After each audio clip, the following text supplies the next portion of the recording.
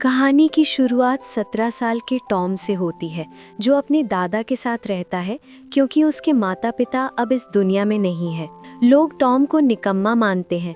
सब सोचते हैं कि वो किसी काम का नहीं है। इसी वजह से उसका कोई दोस्त नहीं है, केवल उसकी एक ही सहेली है जिसकी उम्र 12 साल है।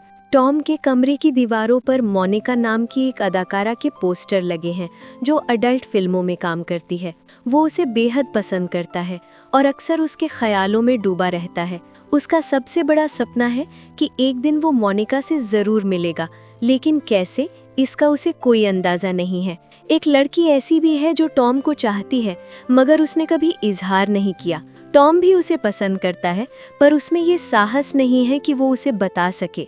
अगले दिन टॉम अपने दादा से कहता है कि वो बिजनेस शुरू करना चाहता है और इसके लिए उसे पैसे चाहिए। उसके दादा पहले हॉट डॉग बेचा करते थे और अब टॉम वही काम करता है, मगर धंधा अच्छा नहीं चलता क्योंकि लोग अब हॉट डॉग खाना पसंद नहीं करते। टॉम कहता है, मैं ट्रक बेच देता हूँ ताकि मुझे बिजनेस शुरू करने के लिए पैसे मिल जाए, लेकिन दादा मना कर देते हैं और कहते हैं इसी ट्रक से हमारा घर चलता है। टॉम उनकी बात नहीं मानता और ट्रक बेचने का ऐड दे देता है। ऐड देखने के बाद एक आदमी कॉल करता है। वो कहता है, जिस दाम पर तुम ट्रक बेचना चाहते हो मैं लेने को तैयार हूँ, लेकिन तुम्हें मेरे घर आना होगा क्योंकि मैं ट्रक लेने बाहर नहीं आ सकता। टॉम कहता है कि तुम्हारा घर बहुत दूर है, मुझे सोचने का समय चाहिए। तभी उसे पता चलता है कि जिस शहर में उसे ट्रक लेकर जाना है वहीं मोनिका का शो भी हो रहा है। उसे लगता है कि मोनिका से मिलने का इससे अच्छा मौका फिर नहीं मिलेगा। वो दादा से कहता है कि मैं ट्रक लेकर जा रहा हूँ और तुरंत दूसरे शहर पहुंच जाता है। वहाँ क्लब में मोनिका का शो चल रहा होता है। क्लब के अंदर का माहौल अजीब होता है। बहुत सी लड़कियां वहाँ होती हैं। एक लड़की टॉम के पास आती है और उसे फ्लर्ट करने लगती है। असल में वो पैसे के बदले टॉम के साथ कुछ भी करने को तैयार होती है, लेकिन टॉम मना कर देता है और कहता है कि मैं यहाँ सिर्फ मोनिका का शो देखने आया हूँ। वो लड़की कहती है कि मोनिका जल्द ही स्टेज पर परफॉर्म करेगी। इतना कहकर वो वहाँ से चली जाती है। थोड़ी देर बाद मोनिका स्टेज पर आती है। अब उसकी उम्र 47 साल हो चुकी है। वो पहले जैसी जवान और खूबसूरत नहीं रही, लेकिन टॉम की नज़र में अब भी बेहद आकर्षक लगती है। टॉम उसकी परफॉर्मेंस का आनंद लेता है, मगर वहाँ मौजूद दूसरे लोग उसे पसंद नहीं करते। वे उसका मजाक उड़ाते हैं और बुरे कॉमेंट्स करते हैं। ये बात टॉम को बिल्कुल नागवार गुजरती है। वो उनसे कहता है कि चुप रहो। इसी वजह से वे सब टॉम को बुरी तरह पीट देते हैं। हालांकि क्लब के गार्ड्स बीच बचाव करते हैं और उसे छुड़ा देते हैं। तभी पुलिस भी पहुंच जाती है। क्लब का मालिक मोनिका से कहता है कि ये सब तुम्हारी वजह से हुआ है।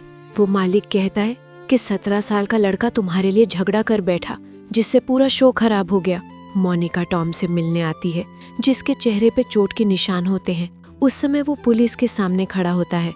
मोनिका उससे पूछती है, क्या तुम ठीक हो? टॉम जवाब देता है, हाँ।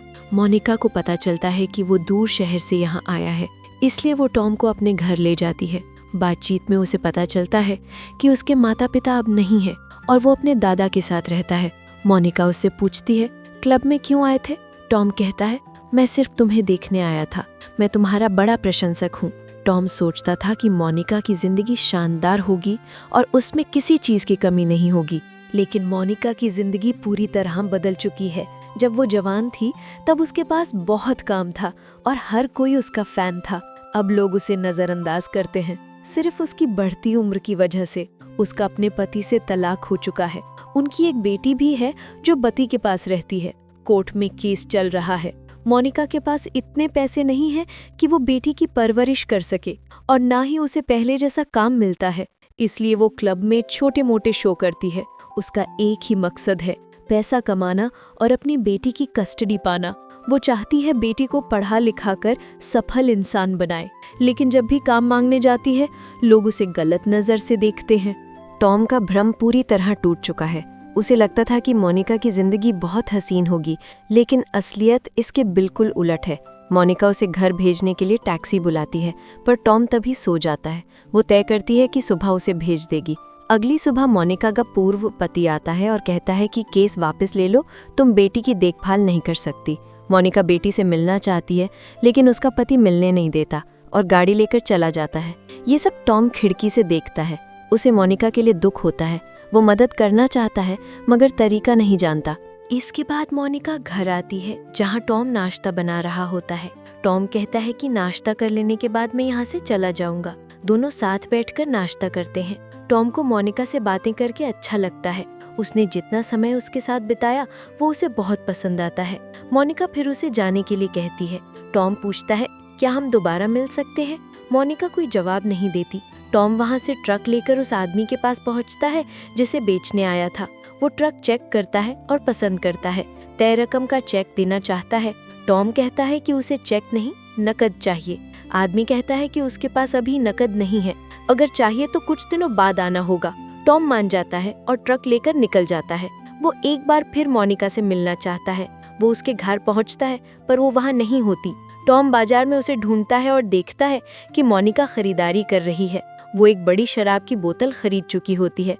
टॉम उसकी मदद करता है। मोनिका कहती है कि उसकी जिंदगी में कुछ भी अच्छा नहीं है, वो बहुत दुखी है, और फिर पूरी बोतल शराब पी जाती है। शराब पीकर मोनिका पूरी तरह नशे में हो जाती है। टॉम उसकी मदद करता है और घर वापस लाता है। वो उसे उठाकर बिस्तर पर लिटाता है और खुद निकल जाता है। अगली सुबह टॉम फिर मिलने आता है, लेकिन उसे पता चलता है कि मोनिका अपनी बेटी के स्कूल गई है।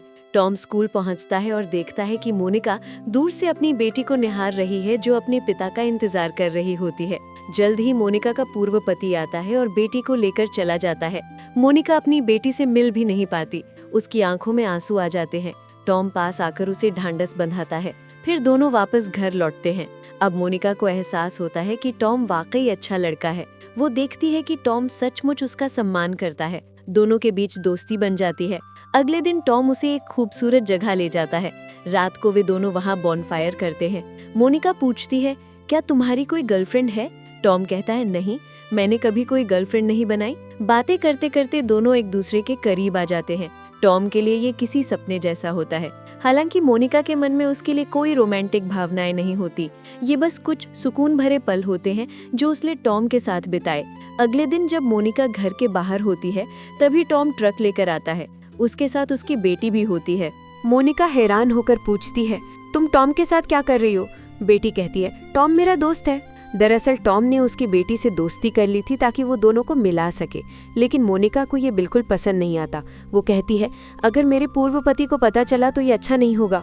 टॉम कहता है, मैं सिर्फ मदद करना चाहता था।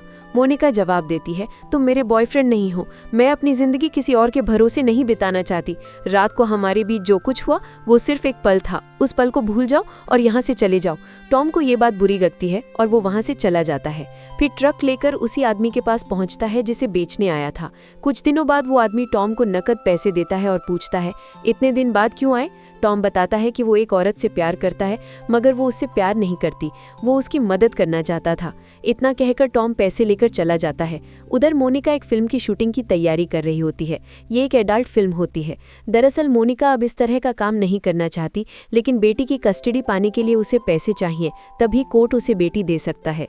टॉम को इस जगह का पता चल जाता है। वो पैसे देकर अंदर आता है और मोनिका के पास पहुंचता है।